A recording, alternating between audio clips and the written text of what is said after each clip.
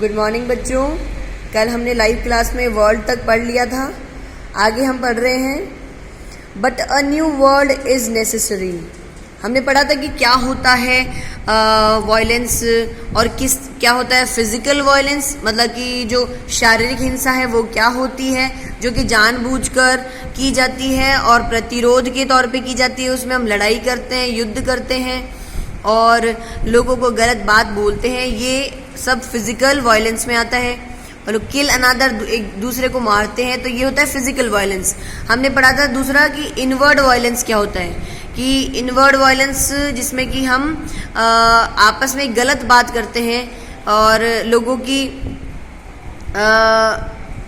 चीज़ों को हड़पना चाहते हैं। ये हमने इनवर्ड वायलेंस में पढ़ा था। और आगे हमने देखा था कि जैसे जैसे आप बड़े होगे वैसे आप भी इसका सामना करोगे। तो अब वो बोलता है कि बच्चे पढ़ तो लिए हैं लेकिन वो भूल जाएंगे जब वो बड़े होंगे। ये सब बातें आगे है।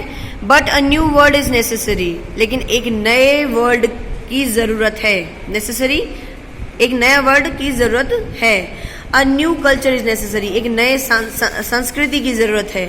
The old culture is dead, और जो पुराना कल्चर है, the old culture is dead, buried, burned, exploded, vaporised, कि जो पुराना कल्चर है, पुरानी संस्कृति है, वो मर चुकी है, दफनाई जा चुकी है, बर्न्ट यानी जलाई जा चुकी है, एक्सप्लोडेड यानी खंडित हो चुकी है, वेपराइज्ड यानी वाष्पीकृत हो चुकी है, यानी हवा में उड़ चुकी है।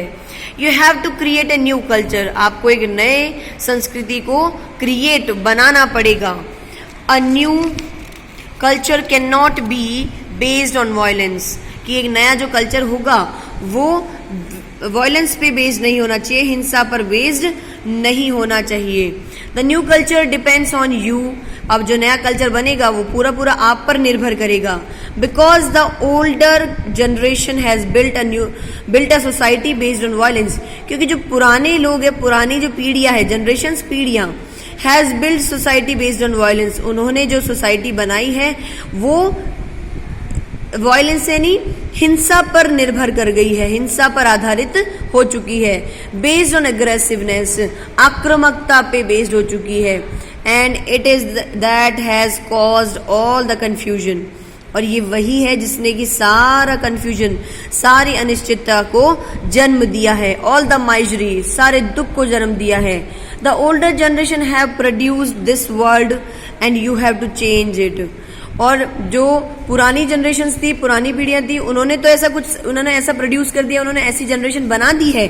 लेकिन this world you have to change it, आपको इसे बदलना पड़ेगा। You can not just sit back and say, आप सिर्फ बैठ नहीं सकते और सिर्फ ये कह नहीं सकते I will follow the rest of the people and seek success and position. कह रहा है कि आप सिर्फ बैठ के ये नहीं कह सकते कि मैं जो अभी तक लोग आए हैं उन्हें फॉलो करूंगा, उन्हें अपनाऊंगा और सक्सेस को, सफलता को और अपने ओहदे को देखूंगा। इफ यू डू, अगर आप ऐसा करते हैं, your children are going to suffer, फिर आपके बच्चे इससे शोषित होंगे।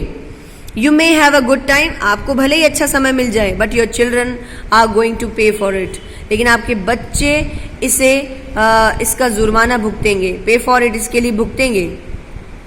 सो you have to take all that into account, तो आपको इन सभी चीजों को ध्यान में मद्देनजर रखते हुए, the outward cruelty of man, जो आदमी के बाहरी जो निर्दयता होती है, मैन टू मैन, जो आदमी से आदमी में पहुंच रही है, in the name of God, भगवान के नाम पे जो हम निर्दयता कर रहे हैं, द नेम ऑफ रिलीजन, धर्म के नाम पे जो निर्दयता कर रहे हैं, in the name of self importance, खुद के ओहदे को बरकरार रखने के कारण जो हम दूसरों पे निर्दयता कर रहे हैं, in the name of security, अपने आप को बचाने के लिए जो हम निर्दयता कर रहे हैं, सिक्योरिटी ऑफ फैमिली, परिवार को बचाने के लिए।